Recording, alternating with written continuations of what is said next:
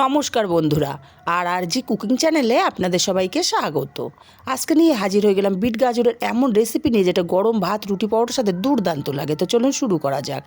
এখানে কিছুটা বিট আর গাজর ভালো করে খোসা ছাড়িয়ে ধুয়ে নিয়েছি। এখন নিয়েছি বড় গ্রেটারের সাহায্যে গ্রেট করে নেব। এই বড় গ্রেটারের সাহায্যে গ্রেট করে নিলে রেসিপিটা খুবই ভালো হবে।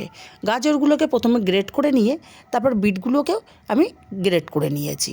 সম্পূর্ণ গাজরটা আমি গ্রেট করে নিয়েছি। এবার একটা বাটির মধ্যে 8-10 কোয়া রসুন নিয়েছি আর নিয়ে নিচ্ছি এখানে 5টা কাঁচা লঙ্কা। ঝালটা যে যার স্বাদ অনুযায়ী দেবেন। তারপর একটা নোড়া দিয়ে কাঁচা লঙ্কা আর রসুনগুলোকে আমি থেতো করে নিচ্ছি। খুব ভালো মতো থেতো হয়ে গেছে। তাই গরম করে দিয়ে দেবো এখানে তেলটা গরম হয়ে গেলে কড়ার গায়ে ভালো করে প্রথমে ছড়িয়ে দিতে হবে। তারপর এখানে দিয়ে দেব 1/2 চামচ কালো জিরে আর থেতো করে রাখা কাঁচা লঙ্কা আর রসুন। তারপরে নাড়াচাড়া করে রসুনটা লাল লাল হওয়া পর্যন্ত ভেজে নিয়েছি।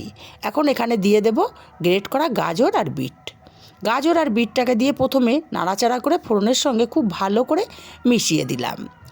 খুব ভালো করে মেশানো হয়ে গেলে এখানে দিয়ে দেব বেশ কিছুটা মটরশুঁটির পরিমাণটা বেশি হলে খেতে খুবই ভালো লাগে।